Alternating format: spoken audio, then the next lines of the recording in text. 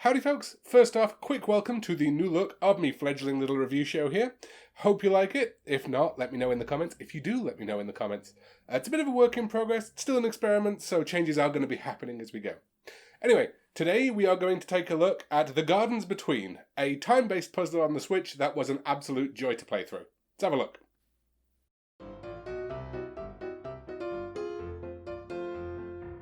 So, I tend to think of these games as Swindies.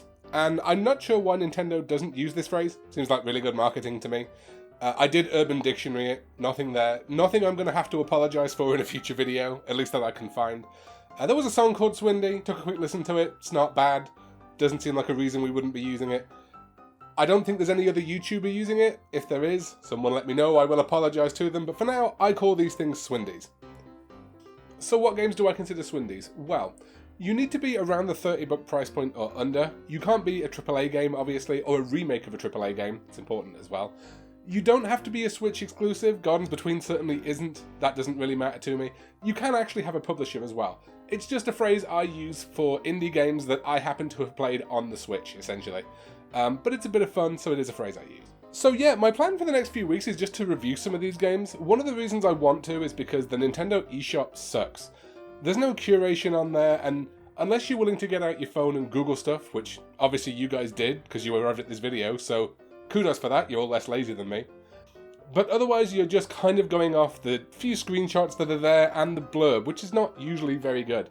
So that's what I've done for a few games here. I deliberately haven't gone and looked them up anywhere else.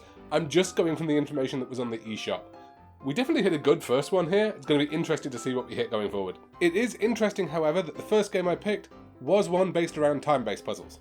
So from Ratchet & Clank A Crack in Time to, what was that first indie darling, Braid. I've never been a fan of time-based puzzlers, where you have to make multiple copies of yourself and do things like that. It's not that I find them too difficult, it's just that I find I've thought of the solution and it takes far longer to enact it than it did thinking about it, which to me is not the point of a puzzle game. Like, if I could play through the Clank sections of Ratchet & Clank and there was just a button next to every door that says, I've thought of the solution but I can't be chuffed to go and do it, that would suit me down to the ground. I will say Gardens Between actually completely proved me wrong about this. So what is Gardens Between? Well, it turned out to be this short, absolutely gorgeous puzzle game. It's got a pleasant, non-verbally told story, which is something I absolutely love. I love when developers play around with things like non-verbal communication. And just take a listen to this soundtrack.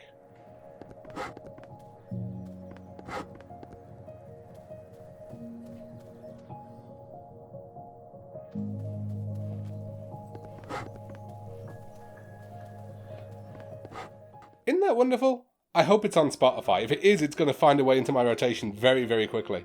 It's always a delight when games go for this specific mood, and in this case they went for relaxation and they absolutely nailed it with the visuals and the soundtrack. They got around my usual issues with time-based puzzles in a really interesting way as well. You don't have control over the characters at all. Well, I tell a lie. You have control over them for pressing buttons and I think picking up objects, but most of the time what you're controlling is actually the timeline of the level.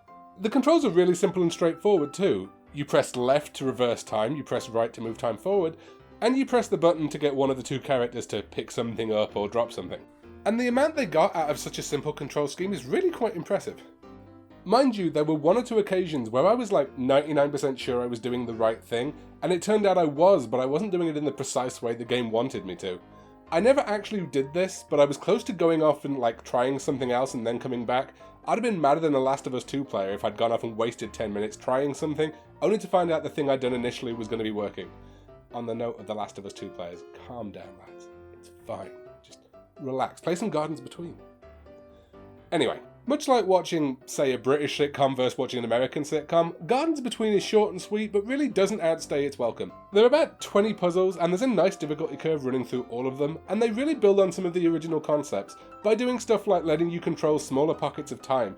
You get these puzzles then that are based on relativity and they require some lateral thinking. It's very nicely done.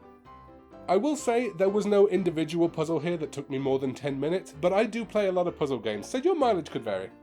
Also, there's this really super cute moment where you can make the tiny little boxes that jump around dance to some music, and they're so cute and I want to take them home and name them. Where's my stuffy? I want to put one on my shelf, come on, gimme! I really do recommend The Gardens Between. It's not the longest game. It runs about 2.5 hours, but is also currently on offer for like $6 at the eShop.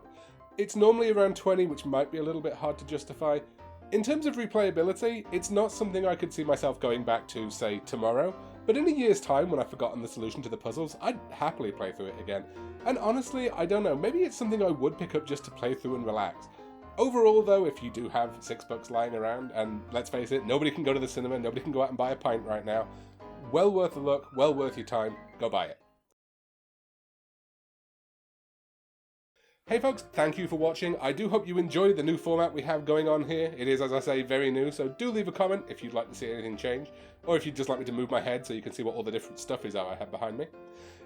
If you would like to hear more about what I'm doing and what I'm going to be doing, you can follow me on Twitter. The link is on your screen and in the description below.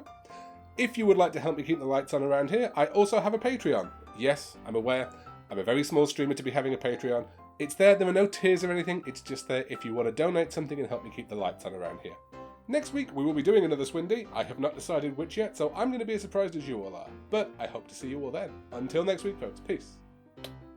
I'm out.